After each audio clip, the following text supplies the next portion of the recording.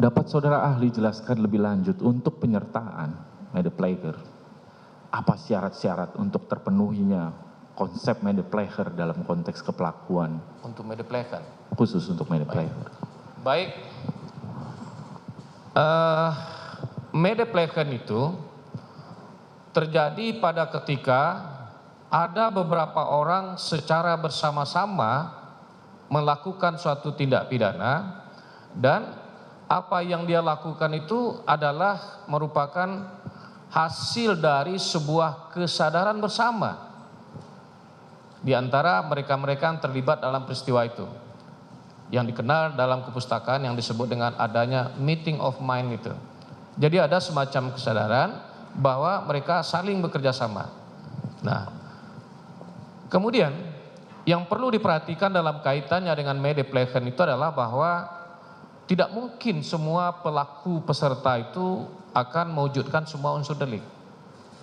Bisa terjadi bahwa satu orang memenuhi sebagian unsur delik, sebagian orang lagi memenuhi sebagian unsur delik yang lain. Ya. Nah, akan tetapi meskipun demikian, saya beri contoh misalnya si A dan si B. Si A itu adalah Medepleger bagi si B, sedangkan si B adalah Medepleger bagi si A.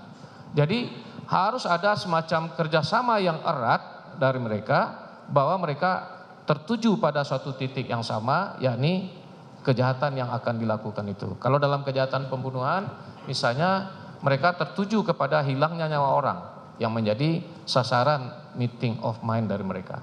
Jadi artinya kerjasama itu harus sedemikian rupa eratnya, ya, untuk kemudian bisa membedakannya nanti dengan apa yang disebut dengan Medepleger atau membantu melakukan. Baik. Tadi Prof sampaikan syaratnya ada meeting of mind, kesamaan kehendak di antara pelaku. Kehendak untuk bekerja sama, Ya. itu mesti sama, semua punya kehendak yang sama. Apakah juga maksud kehendak ini kehendak untuk mewujudkan akibat delik? Artinya semua pelaku peserta punya kesadaran dan keinginan kalau 340 untuk menghilangkan nyawa dari si korban. Itu harus ada atau bagaimana? Ya, betul, betul. Jadi semuanya harus tertuju kepada kehendak yang sama.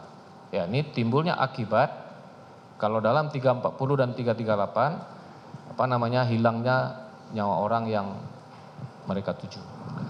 Jika di dalam fakta persidangan, Prof, jika dalam fakta persidangan ternyata dari pelaku peserta tidak bisa dibuktikan adanya kehendak untuk menimbulkan akibat terhadap delik di antara beberapa pelaku peserta, apa konsekuensinya? Kalau dia tidak memiliki kehendak yang sama untuk menimbulkan akibat dari suatu tindak pidana, tentu dia tidak bisa dikategorikan sebagai Medepleger. Dia tidak bisa dikatakan sebagai telah turut serta melakukan tindak pidana tersebut. Demikian. Baik. Masih berkaitan dengan peserta-peserta dalam bersama-sama Medepleger ini, Prof. Apakah tindakan yang dilakukan oleh para pelaku mensyaratkan satu perbuatan yang aktif, yang memang gerakan secara nyata untuk memenuhi kehendak tersebut, atau dimungkinkan juga yang sifatnya adalah pembiaran atau sifatnya pasif? Mohon penjelasan dari ahli. Dalam berbagai literatur yang saya baca, ya, di situ dijelaskan bahwa kerjasama itu harus ditunjukkan dengan adanya kerjasama fisik secara aktif.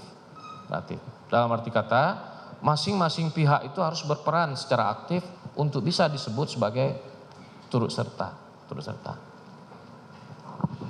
Apakah memungkinkan juga memasukkan salah satu pelaku sebagai kualifikasi turut serta apabila dia mengetahui peristiwa yang akan terjadi tetapi tidak mengingatkan misalnya atau tidak mencegah pelaku lain melakukan perbuatan tersebut? Apakah itu kemudian bisa dimasukkan juga dalam kualifikasi? Kalau kita bicara dakwaan 340, maka pelaku yang dianggap pelaku yang kemudian tidak mencoba mencegah ini kemudian bisa dijerat juga dengan 340, 338 ini. Baik, tindak pidana pembunuhan seperti yang diatur dalam 338 dan 340 itu adalah delik komisi. Artinya delik yang baru bisa dikatakan sebagai sebuah delik apabila pelakunya bertindak secara aktif. Sikap tidak melaporkan akan terjadinya suatu tindak pidana pembunuhan, ya, menurut saya tidak bisa dikategorikan sebagai telah melakukan atau turut serta melakukan tindak pidana pembunuhan itu. Kenapa saya berpendapat demikian?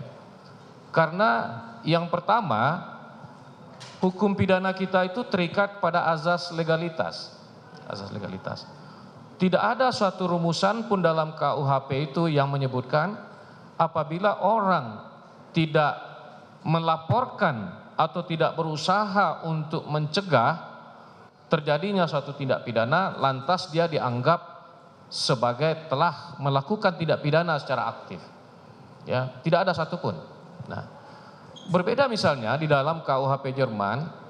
Dalam KUHP Jerman itu dirumuskan dalam pasal 13 KUHP Jerman bahwa orang yang tidak berusaha untuk mencegah terjadinya suatu tindak pidana, padahal dia mampu untuk mencegah, maka orang itu dapat dianggap sebagai telah melakukan tindak pidana sama dengan mereka yang melakukan tindak pidana secara aktif. Tapi dalam hukum pidana Indonesia saya tidak menemukan adanya ketentuan yang mengatur seperti itu, bahwa tindakan pasif dengan cara tidak melaporkan atau tidak mencegah itu dianggap sebagai sebuah kejahatan pembunuhan. Saya tidak menemukan. Baik. Izin yang mulia sebelum kami lanjutkan, Saudara ahli mungkin. Mohon izin minum yang mulia.